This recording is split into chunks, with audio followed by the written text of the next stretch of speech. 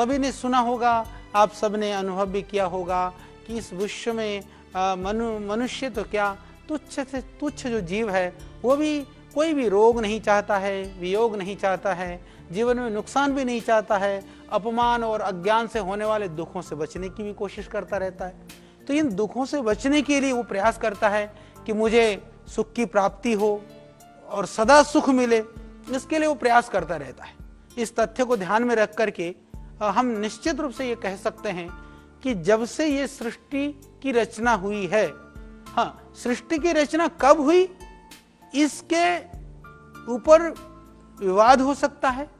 मतभेद हो सकते हैं या भिन्न भिन्न हमारे मत हो सकते हैं, पर मैं ये जरूर कह सकता हूं कि जब से सृष्टि की रचना हुई है तभी से मनुष्य भूख, प्यास, नींद आदि जो स्वाभाविक इच्छाओं का पूरा करने, यानी कि वो जो हमारी इच्छा है उसको पूरा करने के लिए और शारीरिक व्याधियों से छुटकारा पाने के लिए प्रयत्नशील रहा है कि शरीर में किसी भी तरह की पीड़ा हुई तो उस छुटकारा पाने के लिए, बचने के लिए, उसको दूर करने के लिए हमेशा प्रयास करता रहा है। और इसी क्रम में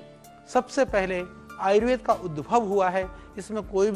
कोई शंका नहीं है, क्योंकि दुनिया की जो लाइब्रेरी में भी सबसे प्राचीन ग्रंथ वह ऋग्वेद है, उस ऋग्वेद के अंदर आयुर्वेद का वर्णन है। इसलिए हम कह सकते हैं कि जब से मानव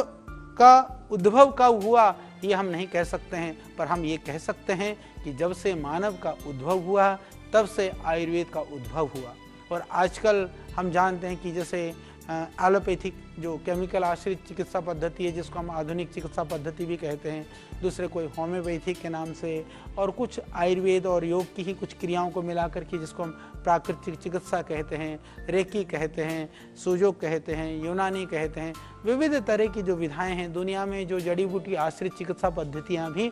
लगभग 62 से ज़्यादा चिकित्सा पद्धतियाँ दुनिया में अभी प्रचलन में हैं। और मैं कह सकता हूँ कि ये जितने भी इस तरह के अनेक प्रकार की जो चिकित्सा पद्धतियों का प्रयोग हम जो कर रहे हैं, परंतु उनमें आयुर्वेदिक पद्धति सहस्रों वर्षों से, यानी कि हजारों वर्ष से हमारे जीवन में रची हुई है, बसी हुई है। और हम अपने दैनिक जीवन में भी यदि हम लोग थोड़ा देखें तो हम लोग अपने घर में, परिवारों में, तो कहीं ना कहीं आपको आयुर्वेद दिखाई देगा। जैसे कि मैं कहूँ कि हम देखते हैं किसी के पेट में दर्द हो गया, गैस बन गई, तो कोई भी कहेगा भाई पेट में गैस बन रही है तो ऐसा कर अजवाइन ले ले, हींग फाँक ले, ये सब कह देते हैं। और किसी को जुकाम हो जाए, खांसी हो जाए, तो गला खराब हो गया, कह देते हैं ठंडा पानी मत पीना, ठंडा पानी पीने से गला खराब होता है। या अदरक तुलसी की चाय पी लो, या अदरक का रस निकाल करके उसमें शहद मिला करके पी लो, या काली मिर्च में शहद मिला करके और उसमें अदरक का रस मिला करके आप उसका सेवन कर लो। या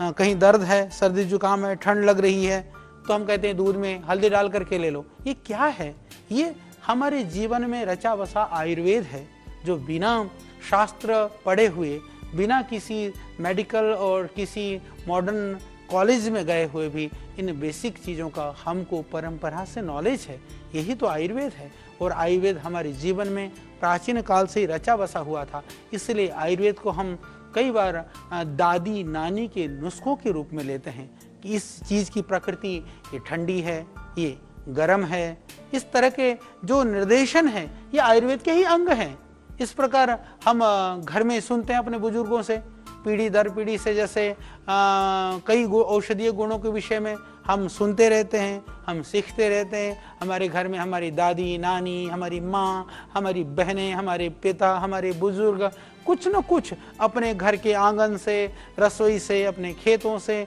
अनेक पदार्थों को जो है ऐसे मिल जाते हैं, ऐसे द्रव्य दिख जाते हैं, हमारे रसोई में दिख जाती है, जिनको हम औषधि के रूप में प्रयोग कर रहे होते हैं या प्रयोग कर सकते हैं। तो इस तरह से हम कह सकते हैं कि यह जो आयुर्वेदीय पद्धति है ये हमारे अपने जीवन से